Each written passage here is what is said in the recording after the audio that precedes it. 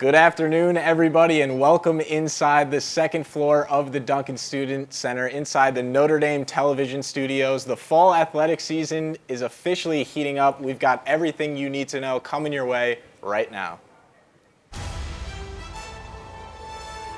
I am on Wake's side for musical chairs. I like Mr. Brightside, sue me. For Herm, her shot's blocked. Fischer gets it back. Sammy Fischer fires and she scores. Sammy Fischer delivers the opening goal. And tracks it down. Nunez up again for Hamilton. And the freshman, Aubrey Hamilton, has finished it off.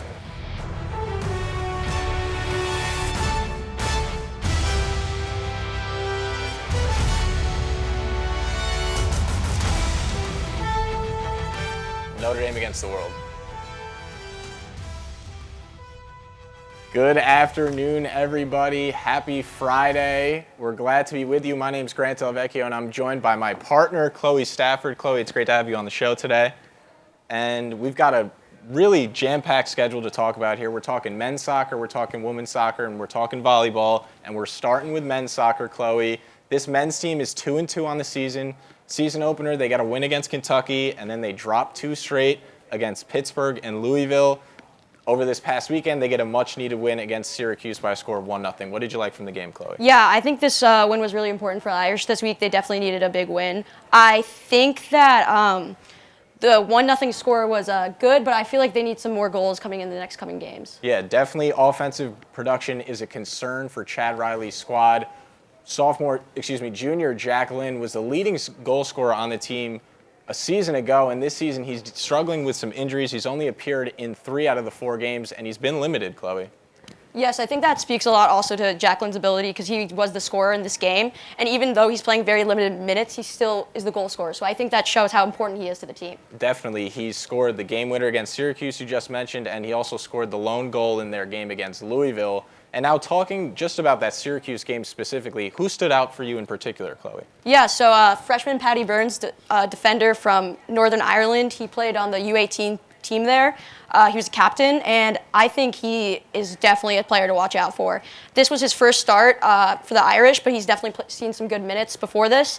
And he was actually got the assist off the corner kick, so this game. And I think the corners are going to be actually very important for the Irish as well going forward because in the last 4 games, they scored 3 goals off of corner kicks. And I definitely think Paddy Burns is going to be kicking a lot of those. So. Absolutely, Chloe. You bring up a great point. The Irish have been doing very well on set pieces. Paddy Burns with the one against Syracuse and Aidan McFadden has been big for the Irish as well. And now I just want to point out the back line. We talk about the struggles offensively for Notre Dame, but this Irish defense is really solid, made up of Philip Riley, Mohamed Omar, your guy Paddy Burns, and they have 2 shutouts to start the season already. And that's the other person I want to highlight now, Chloe, is the goaltender Keegan McLaughlin. Only 7 career starts total after this game against Syracuse, and 7 of those starts have been, 5 of them are shutouts. Yeah. So this Irish defense has been great to start this season, wouldn't you say? Yeah, I think McLaughlin is a key part of this team, especially in defense. With these low-scoring games, as we said before, the Irish haven't scored more than 1 goal per game this year, and he's a big part of helping them with their wins because he can't let any goals in. Absolutely. Now, moving forward, looking ahead for this team, they've got a game 11 a.m. on Sunday against a good Virginia Tech team, and this Virginia Tech team just tied a really solid UVA team. Chloe, what do you think the Irish have to do in order to compete on Sunday? Yeah, I think, they need to just keep getting the ball on goal. Then again, because they need more goals, they need more scores, they need more offensive ability on the ball. They need to push the ball as far up as they can. Definitely. And now I want to transition over to the women's side of things, Chloe. We're still talking soccer, but now we're talking women's soccer. This team is now 3-2. They rattled off 3 straight victories after a really bad loss to Florida State to open up the season. And those 3 victories were all shutouts. Then last night, they've got a game against a Wake Forest team that was struggling coming in. That Wake Forest team, they entered the game 1-4-1 overall, but the Demon Deacons were able to pull out the win. They score a goal in the 87th minute and take down the Irish, Chloe. Yeah, about this game, I think Wake Forest and Notre Dame were very similar playing style. I think both teams were very strong. It could have gone either way. I think Wake Forest just got lucky here, and I think if they played again, the Irish could come on top. Definitely. That game super evenly matched. Both teams with plenty of shots on goal. Notre Dame ultimately not able to capitalize last night, but a bright spot for the Irish this season so far has been the play of sophomore forward Kiki Van Zane and Chloe. Yeah, I think Kiki has been great off the bench. She's scored, I think, so far 6 goals this season. She's been amazing. I think she needs more playing time. I think that's going to be a key for the Irish. I think give Kiki more playing time, and you might see more goals out of that. As you mentioned, Kiki Van Zane, someone who comes off the bench for Nate Norman's team. Entering last night's contest against Wake Forest, she had 6 goals coming into that game in just 133 minutes total played. She's someone that comes in, gives the Irish offense a really big boost. And now I want to just talk about larger scope. Nate Norman's squad, he's in his 3rd season as head coach of Notre Dame. 2 seasons ago, this team had a losing record. Last season, they get back to the NCAA tournament, make it to the 2nd round. And now this season, they're sitting at 3-2. They only have 3 more games left in this shortened ACC fall season. And Chloe, this game that they're playing, their next game is on Sunday, just like the men's, but they're playing the number 4 ranked Clemson Tigers. What do you think they have to do to compete against the Tigers? Yeah, Clemson is going to be a big game for them. We're really going to see a lot of key things from Clemson, but I think the Irish might have somewhat of a chance, especially with Maddie and Tyrion in goal. She's been a power in the goal. She's stopping a lot of shots, especially in the last game. We saw her have an amazing game. But I also think on the offensive side that we have to utilize more opportunities. We need more shots on goal. We need more opportunities from all the forwards there. Definitely. This Notre Dame offensive attack, it's honestly surprising that they were shut out in last night's game against Wake Forest, made up of Olivia Wingate, Sammy Fischer, and Eva Herm, 2 senior captains for this Notre Dame team. Olivia Wingate, only a junior. And then they've got a lot of freshman talent on this team as well. Ellie Osbeck brings great speed off the bench. So this Notre Dame team, they dropped a tough one last night against Wake Forest, but look for them to improve, continue to improve. They only have 3 games left, but Chloe, what are your predictions for this game on Sunday against Clemson? You see, it really depends how well the offense plays for the Irish, I think. I think if the forwards come and play a strong game, that the Irish do have a chance. But if we played like we did maybe last night, I think that Clemson might have it. And is there, obviously you pointed out Kiki Van Zane and Maddie and Tyrion. Is there any other person on this team in particular that you think is going to be key for the success of this team moving forward? I think Sammy Fischer has been great throughout the season. She's a key part of the offense, and I think she needs to keep producing the numbers she has. Jade Gosar, just to note, is a defender. She's been a defensive stalwart over the past 2 seasons for this Notre Dame squad. She went down in the game against Syracuse, didn't play at all in last night's game against Wake Forest, but the freshman backline members for Nate Norman's squad have stepped up in a huge way this season. Wanaya Hudson, just a sophomore, she's been playing great, but the freshmen of Eva Wirtz and Ava Gaetino have been fantastic to start as well, Chloe. And this team has to keep up the defensive intensity if they want to continue to compete in what's a dominant ACC conference. I mean, we can talk about how great the ACC is just overall. Yeah, of course. I think, Wake Forest is a great example of this. Wake Forest was a tough team that came in and gave us a run for our money. But I think that as we keep going throughout the season, we should have a pretty good chance against other ACC opponents. Yeah, definitely. Just to point out how dominant the ACC conference is, last season, the ACC conference alone brought 9 teams to the NCAA tournament, and 3 of the 4 number 1 seeds in the NCAA tournament were ACC teams. This is the best conference in college soccer year in and year out, and they continue to prove it. And now we're done with soccer, Chloe. We've had enough fun with soccer. We love soccer. We're moving on to the hardwood, and we're talking women's volleyball. Women's volleyball, they were here early over the summer, had to wait a long time. It was definitely a mental extraction on these girls, but they finally got their season going 2 weeks ago, and they're 2-0, Chloe. Yeah, here's a hot take. Notre Dame is a women's volleyball school. Let me tell you, we have 3 power freshmen coming out, amazing players, Aubrey Hamilton, Lindsey Miller, and Hattie Monson, all immediate impacts for the Irish this season. And I think our key players are going to be amazing here for the next 4 years. And 2 more players to highlight for this Notre Dame women's team is Charlie Nigo and Zoe Nunez. Both entered this season as 2020 preseason All-ACC selections, and they've been getting it done so far today. Just to note, Notre Dame 2-0 on the season. We mentioned they had a great sweep of Louisville to open the season. Didn't play the second match against Louisville. Last week, they come out and they play number 5 Syracuse, and it was their first top 5 victory since a 2009 win over number 5 Stanford. So this Irish team competing at a high level in the ACC early on. Yeah, and I also want to repeat, just Lindsey Miller has been amazing for the Irish. She currently stands second in the nation with a .532 hitting percentage and has racked up 27 kills and 9 blocks in her first 3 college starts. And I think that is impressive, just the statistics we see from her. Definitely. So the first 2 matches against Syracuse, both victories for Notre Dame, 3-1 and 3-0 the second one. Charlie Nigo, who I just noted, had 34 kills between those 2 games. Zoe Nunez had 94 assists over those 2 matches. And Caroline Muth has been playing well. Chloe, this has been a dominant performance to start the season for this volleyball team. I definitely agree. I think, as I said before, these freshmen coming up also are going to continue this legacy of what is women's volleyball here at Notre Dame. And I think we have to become a volleyball school. I think maybe we go to the next game. Yeah, for sure.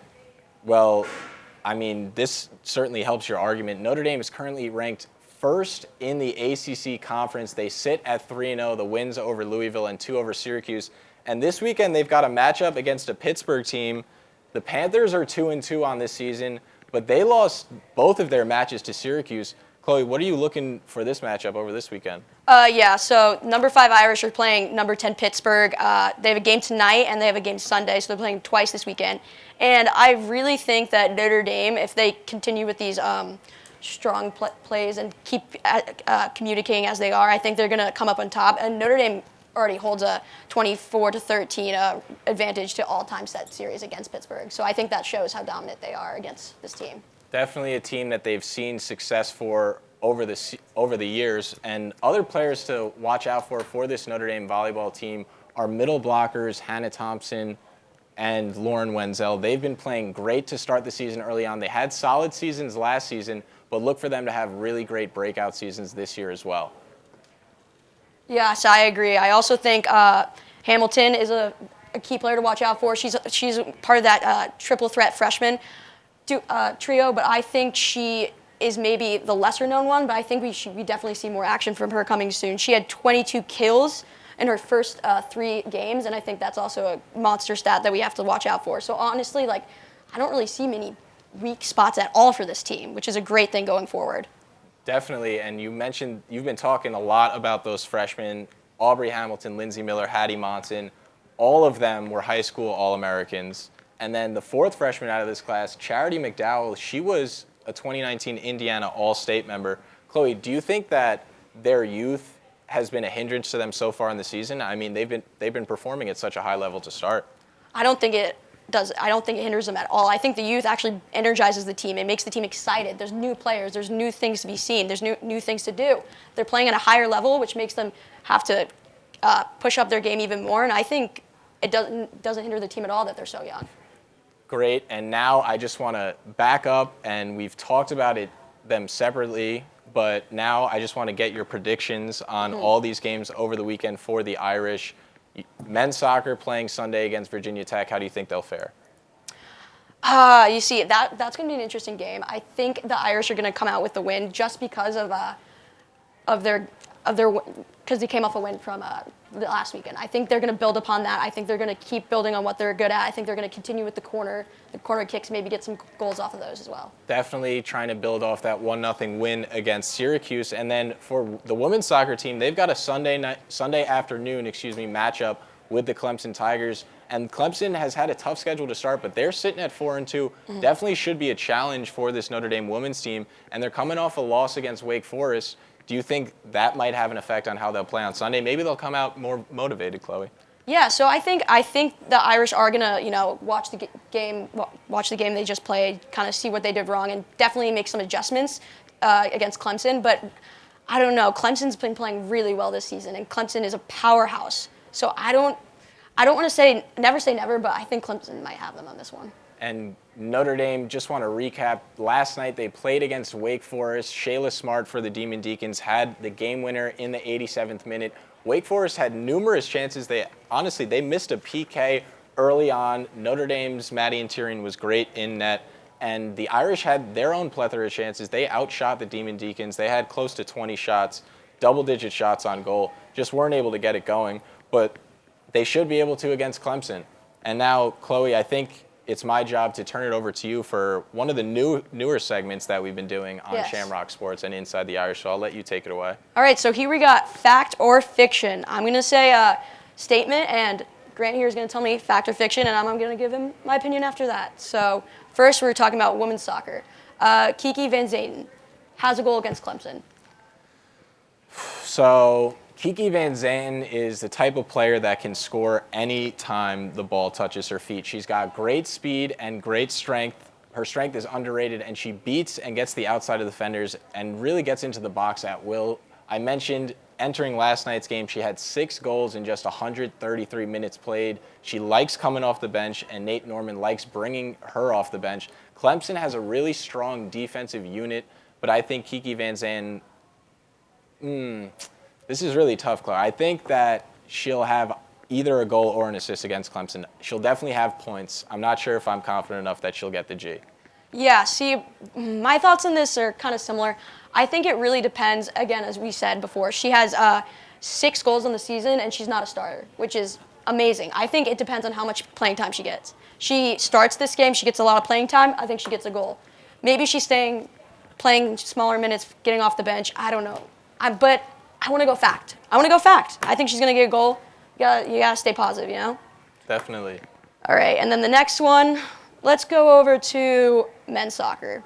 So men's soccer will have their first multiple-score game of the season against Virginia Tech this weekend. Fact or fiction? Chloe, I'm going fact here. This Notre Dame offense has been struggling to start. They've really gotten their only goals of the past 2 games off the backs of Jacqueline, who hasn't been able to play the full 90 because of an injury. This Notre Dame offense is dying to break through, and I think they do on Sunday against the Hokies. I think I might have to disagree with you there. I think I might have to go fiction just because Jacqueline is hurt. He has been the best scorer for the team. I think they really need him in order to score more goals. However, I hope they prove me wrong. I hope Patty Burns gets some goals. I hope some other players get some goals. But it's really we have to see how much time Lynn gets in the game and see what happens. Right, so. but it is important to note that Jacqueline's replacement this season, Daniel Russo, had the game winner in the season opener against Kentucky. Definitely capable, just doesn't have that offensive prowess or that offensive skill set that Jacqueline brings to the table. I mean, Jacqueline can score it with the right, he can score it with the left, and he can score it through the air. He's really just a great player for this team, but they need other guys like Aiden McFadden to step up for this squad. I completely agree. Moving in to our last one, volleyball. Volleyball will win both games this weekend against Pitt. I think that this is fact. This Notre Dame women's volleyball team, Chloe said it, we might be a volleyball school starting over the past few weeks and starting over the course of this entire season. This Pittsburgh team got dominated by a Syracuse team that Notre Dame dominated. So I think Notre Dame will definitely take both games against Pittsburgh this weekend. I agree. I think it's going to be very rare if they split sets or if they lose both. I think there's probably very little chance that Notre Dame loses these games. We've seen amazing play from the team. We've seen amazing stats from all the players. I think there's no way Notre Dame loses. Definitely, Chloe. It's been a jam-packed show. And before we get away, I just want to really talk about the performance of an Irish NFL player. Obviously, we've stayed off the table of football. We're leaving that for the show that's coming up next, Shamrock Sports, where Chris Frick and Caroline Pineda. However, I mean, Chloe, Chase Claypool had 4 touchdowns last Sunday. Chase Claypool has been amazing. He's a second-round pick. You know, so many teams passed up on him, but he delivered. He got 4 touchdowns, 1 rushing touchdown, by the way. He played amazing. Probably player of the league this week, I would say. I would totally agree. Chloe, it's been a pleasure to have you on this show. And really, I just want to ask, aside from sports, how has your semester been going, Chloe? You know, pretty good. We've been here, almost 11 weeks straight. Kind of crazy, but I'm having fun. What about you, Grant? And we're almost at the finish line. I can't believe it. It's only about 4 weeks left. I know. Crazy. That's all the time we have. Thank you so much for watching. Tune in for the show right after us, Shamrock Sports.